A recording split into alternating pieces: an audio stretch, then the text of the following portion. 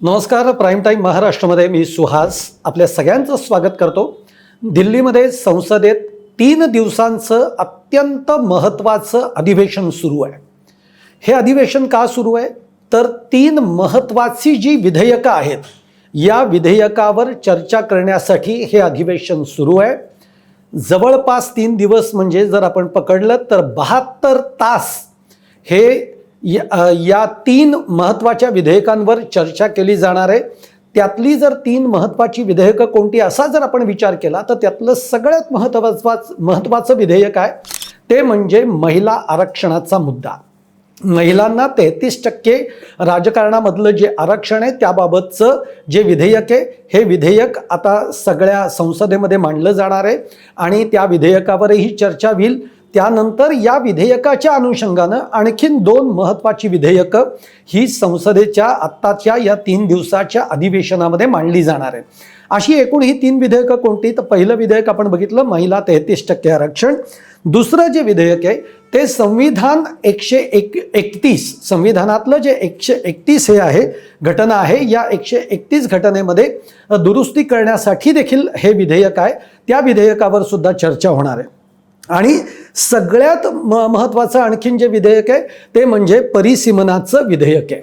या परिसीमनाच्या विधेयकावर मात्र गरमागरम चर्चा होऊ शकते याचा अंदाज हा आपल्याला आलेला आहे. कारण या गेल्या 2 दिवसापासून आपण बघतोय की देशभरातले जे विरोधक आहेत हे विरोधक या परिसीमनाच्या विधेयकाच्या बाबतीमध्ये त्यांचे खूप मोठे आक्षेप आहेत आणि त्यामुळे या परिसीमनाच्या विधेयकावर खूप मोठी गरमागरमी होऊ शकणार आहे. त्या दृष्टीने सुद्धा आपण बघणार आहोत की काय काय या पुढच्या 72 तासामध्ये काय काय चर्चा होऊ शकते. आता पहिल्यात सगळ्यात महत्त्वाचा मुद्दा आहे ते म्हणजे आत्ताच्या या 3 दिवसाच्या अधिवेशनाला तृणमूल काँग्रेसचे जे खासदार आहेत ते खासदार हे अनुपस्थित राहिलेले आहेत किंवा राहणार आहेत आणि त्यामुळे त्यांच्या अनुपस्थितीमुळे काँग्रेस जो आहे काँग्रेस हा तृणमूलवर नाराज झालेला आहे. आता या सगळ्यामध्ये शिवसेना उद्धव ठाकरे जे आहेत शिवसेना उद्धव ठाकरे हे काँग्रेस आणि तृणमूलची समजूत काढण्याचा प्रयत्न करतायत किंवा ते एक प्रकारे समजूत काढतायत की तुम्ही काहीही झालं तरी या विधेयकाला अनुपस्थित राहू नका असं ते तृणमूलला सांगण्याचा प्रयत्न करतायत. कारण जर अनुपस्थित राहिले तर याच्या मतदानाच्या बाबतीमध्ये किंवा या विधेयकाला आपल्याला पाठिंबा द्यायचा आहे का या विधेयकांना आपल्याला विरोध करायचा आहे तर विरोधी बाकावरचा आपला आवाज कमी होऊ शकेल किंवा आपली धार विरोधाची कमी होऊ शकेल. त्यामुळे तुम्ही सभागृहामध्ये उपस्थित राहा अशा पद्धतीची मांडणी हे उद्धव ठाकरे करतायत तृणमूलच्या बाबतीमध्ये. याचबरोबर ते काँग्रेसला सुद्धा या बाबतीमध्ये तुमची नाराजी नको आपली सगळी एकजूट ही या सगळ्या विधेयकांच्या बाबतीमध्ये दिसली पाहिजे या दृष्टीनं सुद्धा उद्धव ठाकरे पुढाकार घेताना आपल्याला बघायला मिळत आहेत. आता अगदी सोप्या पद्धतीने आपण हे समजून घेऊयात. एक तर मुळामध्ये महिलांना 33% आरक्षण या बाबतीमध्ये कोणत्याही पक्षांमध्ये कोणतेही मतभेद नाही आहेत. 33% आरक्षणाबाबतीत विरोधक सत्ताधारी किंवा देशातले सगळे जे पक्ष आहेत हे 33% आरक्षणाच्या बाबतीमध्ये अनुकूल आहेत. पण आता मुद्दा येतोय कुठे आणि अनुकूल आहेत तर त्यातल्या काही लोकांनी जे मुद्दे उपस्थित केलेले आहेत की 2011 मध्ये जी जनगणना झाली या जनगणनेच्या आधारावर हे 33% आरक्षणाचा मुद्दा जो येतो आहे त्या बाबतीमध्ये काही पक्षांनी मुद्दा उचललेला आहे पण याला विरोध केलेला नाही. मुळामध्ये 33% आरक्षणाला कोणाचाही विरोध नाही हे आधी आपण समजून घेतलाय. आता दुसरी गोष्ट आहे ते म्हणजे परिसीमनाचं जे विधेयक आहे या विधेयकाला मात्र विरोधक चांगलाच विरोध करतायत. या परिसीमनाच्या विधेयकावरून विरोधक सरकारचा हा डाव आहे आणि हा डाव म्हणजे तो सुद्धा हा डाव 2029च्या निवडणुकीच्या दृष्टीनं सरकार हे परिसीमनाचं विधेयक मांडू पाहत आहे. याच्यामध्ये सरकार म्हणजे थोडक्यामध्ये भाजप आपल्या जागा या जास्तीत जास्त कशा निवडून येतील या दृष्टीनं या परिसीमनाचं विधेयक मांडतायत अशा पद्धतीचा जोरदार आक्षेप हा विरोधकांनी उचललेला आहे. आता मुद्दा म्हणजे काय परिसीमनाचं विधेयक म्हणजे काय तर जे मतदारसंघ आहेत या मतदारसंघाची पुनर्रचना तो आपल्याला हे माहिती पडलेलं आहे किंवा काल सुद्धा जो व्हिडिओ केला आपण त्याच्यामधनंही आपण हे सांगितलेलं आहे की याच्या पुढच्या काळामध्ये 2029 मध्ये जे आतापर्यंत आपली 543 ही लोकसभेची संख्या होती ती आता 543 वरनं जवळपास 850 इतकी ती संख्या वाढणार आहे. त्याचबरोबर जी विधानसभेची आपली जी काही महाराष्ट्रातली संख्या आहे समजा 288 ती 288 वरून ती जवळपास त्याच्या 40% जास्त अशा पद्धतीने ती वाढणार आहे. या वाढीच्या दृष्टिकोनातनं आता मतदारसंघाच्या पुनर्रचना केली जाणार आहे आणि त्या दृष्टीनं हे विधेयक आहे. आता या विधेयकामध्ये काय झालेलं आहे की या पुनर्रचनेच्या अनुषंगानं आणि जे काही संख्या वाढणार आहे लोकसभेची आणि विधानसभेची या संख्या वाढीच्या दृष्टीनं विरोधकांनी आक्षेप घेतलेला आहे. का तर तुम्हाला थोडक्यात सांगतो म्हणजे विरोधकांचा आक्षेप काय आहे तो आधी आपण समजून घेऊ. एक विरोधकांचा आक्षेप आहे की उत्तरेकडचे जी राज्य आहे जी राज्य आहेत त्याच्यामध्ये जास्त संख्येने खासदार आणि आमदारांची वाढ होताना आपल्याला बघायला मिळते.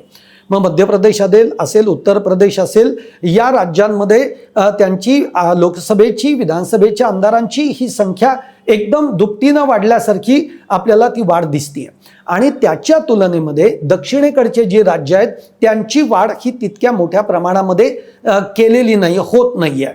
त्याचप्रमाणे ही जशी होत नाही आहे तसंच या राज्यांमध्ये जी राज्य म्हणजे आता आपण त्याच्यामध्ये बघूयात की कुठली राज्य मी 1-2 मिनिटांमध्ये तुम्हाला सांगतो ज्याच्यामध्ये आपण म्हणतो की 7 सिस्टर्स ज्याला संबोधले जातात ती ईशान्येकडची जी काही सगळी राज्य आहेत त्याच्यामध्ये मग आसाम येत आहे मणिपूर येत आहे अशा पद्धतीने जी 7 राज्य तिथली आहेत ज्या 7 राज्यांमध्ये बहुत करून जर आपण बघितलं तर त्या 7 राज्यांमध्ये आदिवासींची संख्या जी आहे ही सर्वाधिक आहे.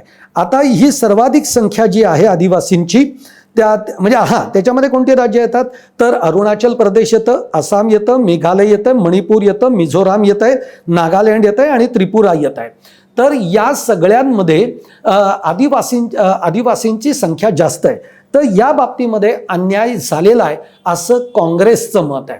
म्हणजे जसं तुम्ही दक्षिणेकडच्या राज्यांवर अन्याय करतायत त्यांच्या संख्येवर अन्याय होतोय त्याचप्रमाणे या 7 सिस्टरमधली जी राज्य येतात याच्यावर सुद्धा या सरकारकडनं अन्याय होतोय अशा पद्धतीचा एक आरोप हा विरोधकांकडनं करण्यात आलेला आहे. आणि तो अतिशय बरोबर आहे. तो का बरोबर आहे तर मी जे तुम्हाला सांगणार की उत्तर प्रदेशमधल्या उत्तर भारतामधल्या राज्यांमध्ये जी वाढ होतीये ती कशी होतीये बघा. आज UP मध्ये जवळपास 120च्या संख्येनं लोकसभा आणि विधानसभेचे उमेदवार वाढणार आहेत. त्याचप्रमाणे महाराष्ट्राचा विचार केला तर 24नी ती वाढ आपल्याला बघायला मिळते. वेस्ट बेंगॉलच्या दृष्टीनं विचार केला तर 21नी वाढ होतीये. बिहार एकदम 20नी वाढतायत. तमिळनाडूमध्ये 20नी उमेदवार वाढणार आहेत. MP मध्ये मध्य प्रदेशमध्ये 15नी वाढणार आहेत. कर्नाटकामध्ये 14नी वाढणार आहेत. गुजरातमध्ये 13नी वाढणार आहेत. आंध्रमध्ये 13 राजस्थानमध्ये 13 ओडिसामध्ये 11 केरळामध्ये 10 म्हणजे दक्षिणेकडची राज्य जर आपण बघितली तर त्यातला विधानसभेतला जो आकडा आहे तो अत्यंत कमी याच्याने वाढताना आपल्याला बघायला मिळतोय. आणि हाच आक्षेप हा विरोधकांनी उचललेला आहे. म्हणजे थोडक्यात काय की जर आता आपण बघितलं की उत्तर भारतातली जी राज्य आहेत जी भाजपला अत्यंत अनुकूल आहेत अशा राज्यांमध्ये लोकसभेची संख्या वाढतीये विधानसभेची संख्या वाढतीये जी की भाजपला पूरक पडणार आहे. आणि दक्षिणेकडे जर आपण बघितलं तर दक्षिणेकडची जी राज्य आहे तो सगळा जो बेल्ट आहे तो विरोधकांसाठी अत्यंत पूरक मानला जातो. त्या ठिकाणी मात्र ही संख्या कमी याच्यानी वाढताना आपल्याला बघायला मिळते. आणि त्यामुळे राहुल गांधी असतील सुप्रिया सुळे असतील यांनी याबाबतचे आक्षेप नोंदवलेले आहेत. स्टॅलिन जे आहेत स्टॅलिन यांनी तर सांगितलेलं आहे की अशा पद्धतीचं जर का राजकारण भाजप करू पाहत असेल तर भाजपला हे अत्यंत जड जाईल. या शब्दामध्ये स्टॅलिन यांनी भाजपला इशारा दिलेला आहे. त्यामुळे आपण जे बघतोय की मी जे तुम्हाला म्हणलं की परिसीमनाचं जे काही विधेयक आहे या परिसीमनाच्या विधेयकावरनं पुढच्या 3 दिवसामध्ये घमासान चर्चा होऊ शकते, कारण विरोधक या बाबतीमध्ये एकमत नाही. विरोधक या बाबतीमध्ये अत्यंत आक्रमक आहेत. विरोधक या विधेयकाच्या बाजूनी नाहीत आणि विरोधकांचं म्हणणं आहे ते अत्यंत रास्त आहे. आता मगाशी जो मी उल्लेख केला की तृणमूल काँग्रेसचे खासदार या अधिवेशनाला उपस्थित राहणार नाही आहेत, ज्याचे आता प्रयत्न उद्धव ठाकरे करतायत. पण एक लक्षात घ्या, या अधिवेशनाचा जर काळ आपण बघितला तर एकीकडे वेस्ट बेंगॉलमध्ये आज निवडणुका लागलेल्या आहेत. अशा स्थितीमध्ये त्यांचे खासदार हे निवडणुका सोडून अधिवेशनाला बसतील तर अशी होऊ शकत नाही आहे आणि बरोबर हेच टायमिंग पकडून हे अधिवेशन घेण्यात आलंय अशा पद्धतीचा आरोप सुद्धा विरोधक करतायत. त्यामुळे एकंदरीत 3 दिवसांचं हे विशेष महत्त्वाचं अधिवेशन हे बोलवण्यात आलंय. या 3 दिवसाच्या अधिवेशनामध्ये 3 महत्त्वाच्या विधेयकांवर चर्चा होणार आहे, जे मी तुम्हाला सांगितलं. एक तर संविधान 131 घटना दुरुस्तीच्या विधेयकावर चर्चा होईल, दुसरं परिसीमनाच्या विधेयकावर चर्चा होईल आणि तिसरं 33% महिला आरक्षणाच्या बाबतीमध्ये चर्चा होईल. महिला आरक्षणाच्या बाबतीमध्ये कुठल्याही पक्षांना आणि विरोधकांना कोणताही आक्षेप नाहीत, ते या विधेयकाच्या बाजूनी आहेत. पण बाकीच्या परिसीमनाच्या बाबतीमध्ये विरोधक आक्रमक आहेत, विरोधक या विधेयकाच्या विरोधामध्ये आहेत आणि भाजप या बाबतीमध्ये अन्याय करते अशा पद्धतीची भूमिका ही आपल्याला बघायला मिळते. त्यामुळे पुढच्या 3 दिवसांमध्ये या अधिवेशनाच्या दरम्यान काय काय घडतंय हे आपण बघणार आहोत. या बाबतीतला एक सविस्तर देखील व्हिडिओ आपण नेमकं करूयात की संख्या वाढणार आहे म्हणजे नेमकी कशी वाढणार आहे, कोणत्या कोणत्या राज्यांमध्ये ती किती वाढणार आहे, त्यामुळे त्याचा लाभ हा कसा सत्ताधारी पक्षाला होऊ शकणार आहे, हे सगळं आपण एक सविस्तर व्हिडिओ त्याच्यावर नक्की करू. पुढच्या 2 दिवसामध्ये आपण तो करू. तोपर्यंत या अधिवेशनाचे अपडेट सुद्धा हे आपल्यापर्यंत आलेले असतील. तुम्हाला माझा हा व्हिडिओ आवडला असेल तर लाईक करा, शेअर करा आणि आमचं चॅनल सबस्क्राईब करायला विसरू नका आणि तुमच्या देखील कमेंट या कमेंट बॉक्समध्ये जरूर टाका.